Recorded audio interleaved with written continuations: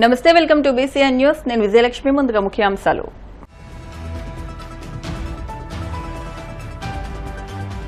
ఢిల్లీలో కేంద్ర హోంమంత్రి అమిత్ షాను కలిసిన ఏపీ సీఎం చంద్రబాబు రాష్ట్రానికి మరింత ఆర్థిక సహాయం అందించాలని విజ్ఞప్తి.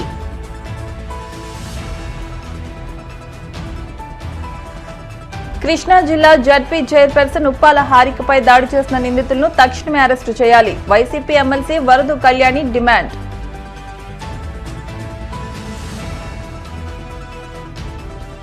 $78.77 లక్షల CSR నిధులతో కాకినాడ జీజీహెచ్కు యంత్ర పరికరాలు. ఎమ్మెల్సీ కర్రీ పద్మశ్రీతో కలిసి ఆధునీకరించిన పనులను ప్రారంభించిన జిల్లా కలెక్టర్ షణ్మోహన్.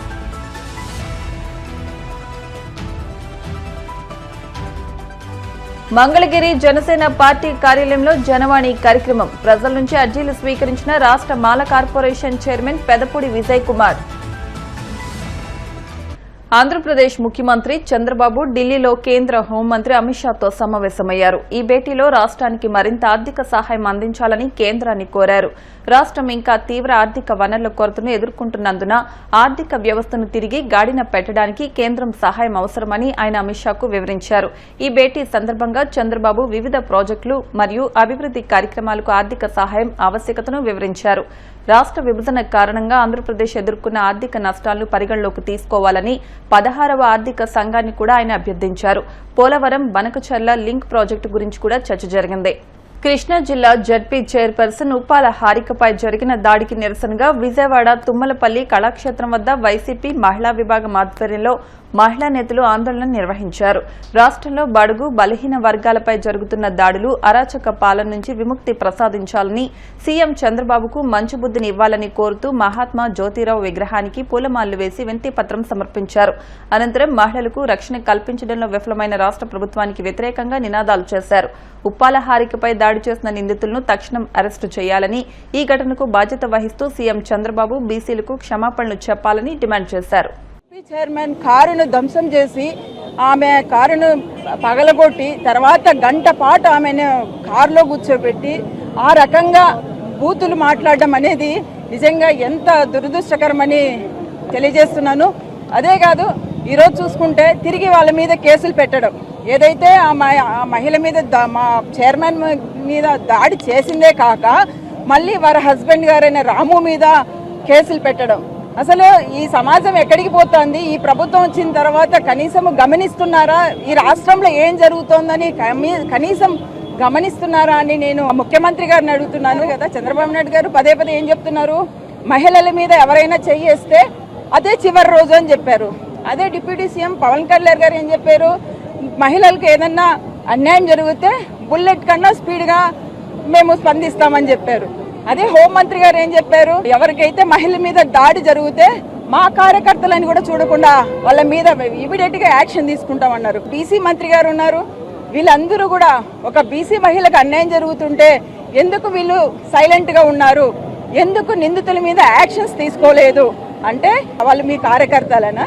చట్టం అందరికీ ఒకటే.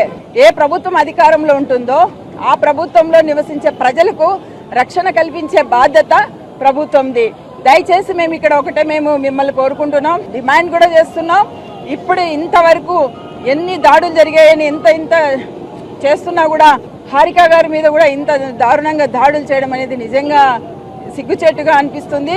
ఖచ్చితమే తక్షణమే హోంమంత్రి గారు కావచ్చు, సీఎం గారు కావచ్చు, డిప్యూటీ సీఎం గారు కావచ్చు, ఖచ్చితంగా ఏదైతే నిందితులు ఉన్నారో వాళ్ళ మీద ఇమీడియట్ గా యాక్షన్ తీసుకోవాలని తెలియజేస్తున్నాము. చైర్మన్ గారు ఉన్నారో ఆమెకు నిజంగా సారీ చెప్పాలి. ఎందుకు చెప్పాలి? వీళ్ళు ఎవరైతే ఆమెను మళ్ళీ నడి రోడ్డు మీద దాడి చేసి ఆమెను అవమానపరిచింది కాక మళ్ళీ ఆమెను మహానటి అనడం నిజంగా ఎంత ఘోరం అండి. రెండోసారి ప్రభుత్వంలో ఉన్న పెద్దలు రెండోసారి ఇది తప్పు చేయడం అని నేను ఈ సందర్భంగా తెలియజేస్తున్నాను.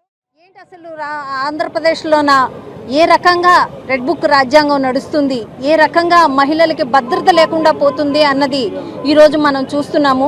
మనకి 3 రోజులు అయినా కానీ కేసు ఎక్కడా తీసుకోకపోవటము, అలాగే ఉప్పల హారిక గారికి ఏ రకంగా వాళ్ళు దాడి చేశారన్నది ప్రతి ఒక్కరు చూశారు. ఈరోజు ఆంధ్రప్రదేశ్లో సాక్షి టీవీ ఆపేశారు. ప్రజలకి ఎలాంటి విషయాలు వైఎస్ఆర్సీపీ పార్టీ తరపున తెలియకుండా రాష్ట్ర వ్యాప్తంగా సాక్షి టీవీని రాకుండా చేస్తున్నారు. వాళ్ళు ఏదైతే వాళ్ళకి డబ్బా కొడతారో, ఏదైతే వాళ్ళకి భజన చేస్తారో ఆ ఛానల్ మాత్రం కనిపిస్తూనే ఉంటున్నాయి.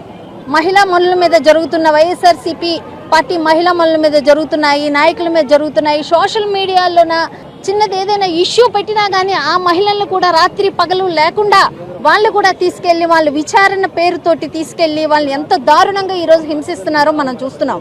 ఒక జెడ్పీ చైర్పర్సన్ మీద ఈరోజు దాడి జరిగితే మాత్రం స్పందించే వాళ్ళు ఈ రాష్ట్రంలోన ఎవ్వరూ లేరు. ఈ రాష్ట్రంలో ముఖ్యమంత్రి, హోమ్ మినిస్టరు, డిప్యూటీ సీఎం అందరూ పడుకున్నారు. ఈ రోజు వాళ్ళు తెలుగుదేశం నాయకులకి, తెలుగుదేశం కార్యకర్తలకి, తెలుగుదేశం మహిళా నాయకులకు మాత్రమే వాళ్ళ సీఎంలు, డిప్యూటీ సీఎంలు కానీ ఆంధ్రప్రదేశ్లో ఉన్న ప్రజలందరికీ వాళ్ళు కాదు. ఈ రోజు ఒక జెడ్పీ చైర్పర్సన్ గా ఉన్న వ్యక్తి తన పార్టీ మీటింగ్ కి తను వెళ్తుంటే ఈ రకంగా తనని అటకాయించడం కానీ, తన భయభ్రాంతులకు గురి చేయడం కానీ.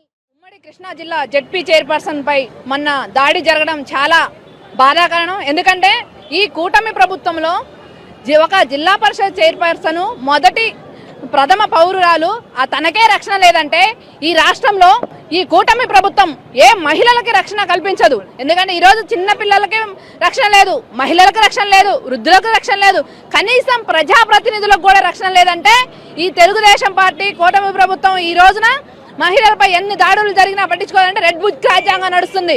రెడ్ బుక్ రాజ్యాంగం మీద ఉన్న ఆలోచన, రెడ్ బుక్ లో ఉన్న అరాచకాల మీద ఉన్న ఆలోచన, మహిళలపై జరుగుతున్న అన్యాయాలపై, అక్రమాలపైన ఈ రోజున ఈ లోకేష్ కానీ ఈ చంద్రబాబు నాయుడు గారికి కానీ ఆలోచన లేదు. పవన్ కళ్యాణ్ గారు ఏ మహిళకైనా దాడి జరిగితే నేను వెంటనే ఒకే ఒక్క నిమిషంలో స్పందిస్తా, అక్కడికి వస్తానని చెప్పిన ఈ పవన్ కళ్యాణ్ గారు ఈ రాష్ట్రంలో ఈ రోజున ఒక కృష్ణా జిల్లా జెడ్పీ చైర్పర్సన్ బీసీ మహిళకు అన్యాయం జరిగితే ఈ పవన్ కళ్యాణ్ గారు ఎందుకు స్పందించలేదని అడుగుతున్నా.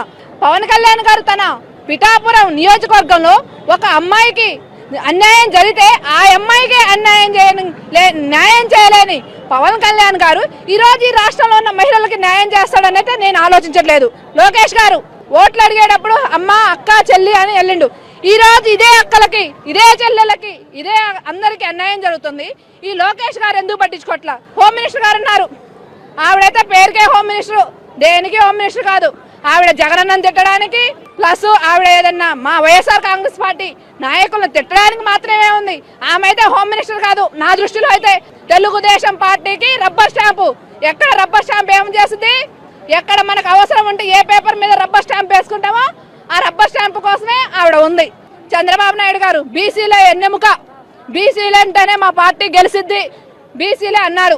బీసీ మహిళకి అన్యాయం జరిగితే ఇదే చంద్రబాబు నాయుడు గారు ఎందుకు ఖండించట్లేదు? ఎందుకు దాడి చేసిన వారి మీద కఠిన చర్యలు తీసుకోవట్లేదు? ఇప్పుడు ఎవరైతే దాడి చేశారో వాళ్ళందరి మీద కఠిన చర్యలు తీసుకోవాలని వైఎస్ఆర్ కాంగ్రెస్ పార్టీ మేమందరం కూడా ఒకటే డిమాండ్ చేస్తున్నాం. వాళ్ళందరినీ వెంటనే చర్యలు తీసుకొని. కాకినాడ ప్రభుత్వ సామాన్య ఆసుపత్రిలో మెరుగైన వైద్య సేవలు అందించే చర్యల్లో భాగంగా కాకినాడలోని ప్రముఖ పారిశ్రామిక సంస్థలు ONGC, universal biofuels private limited, Gemini edible oil పరిశ్రమలకు సంబంధించి సీఎస్ఆర్ నిధులు 78.77 లక్షల విలువైన యంత్ర పరికరాలు, ఆధునీకరించిన పనులను ఎమ్మెల్సీ కర్రి పద్మశ్రీ, జీజీహెచ్ వైద్య అధికారులతో కలిసి జిల్లా కలెక్టర్ షణ్మోహన్ ప్రారంభించారు. తొలుత జీజీహెచ్ ట్రామా కేర్ బ్లాక్లో న్యూరాలజీ, పల్మనాలజీ, అనస్థీషియా, కార్డియాక్ విభాగాలకు సంబంధించిన యంత్ర పరికరాలను, న్యూరో ఓపీ షెడ్ను రిబ్బన్ కట్ చేసి ప్రారంభించారు. అనంతరం ఆర్థోపెడిక్ ఓపీ బ్లాక్ వద్ద ప్రివెంటివ్ ఆంకాలజీ షెడ్ను, ఆధునీకరించిన బ్లడ్ శాంపిల్ కలెక్షన్ ఓపీ షెడ్ను ఇంజనీరింగ్ అధికారులతో కలిసి వారు ప్రారంభించారు.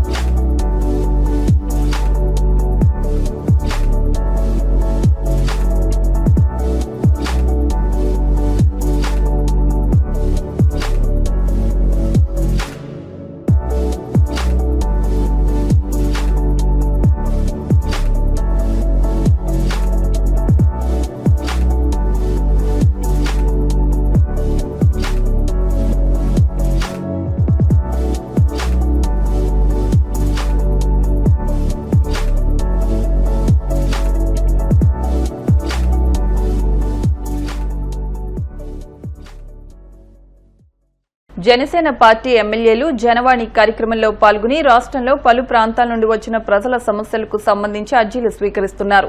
అనంతరం వాటిని అధినేత దృష్టికి తీసుకెళ్లి పరిష్కరిస్తామని హామీ ఇస్తున్నారు. ఈ నేపథ్యంలో మంగళగిరి జనసేన పార్టీ కేంద్ర కార్యాలయంలో నిర్వహించిన జనవాణి కార్యక్రమంలో పలు ప్రాంతాల నుంచి వచ్చిన ప్రజల నుంచి రాష్ట్ర Mala corporation chairman doctor Pedapudi Vijay Kumar అర్జీలు స్వీకరించారు. పలు సమస్యలపై తక్షణం సంబంధిత అధికారులతో మాట్లాడి పరిష్కార మార్గాలు చూపారు. తాడేపల్లి వైసీపీ కేంద్ర కార్యాలయంలో మాజీ ముఖ్యమంత్రి వైసీపీ అధినేత జగన్ ను కలిసి తమ కుమారుడికి నామకరణం చేయాలని గోపాలపురం నియోజకవర్గానికి చెందిన వైసీపీ ఐటీ వింగ్ ప్రెసిడెంట్ కొండాబత్తుల గిరి జ్యోతి దంపతులు కోరారు. వారి కోరిక మేరకు బాబుకు కెవిన్ అనే పేరు పెట్టి జగన్ లాలించారు. తమ కుమారుడికి జగన్ చేతుల మీదుగా నామకరణం జరిగినందుకు గిరి దంపతులు సంతోషం వ్యక్తం చేశారు.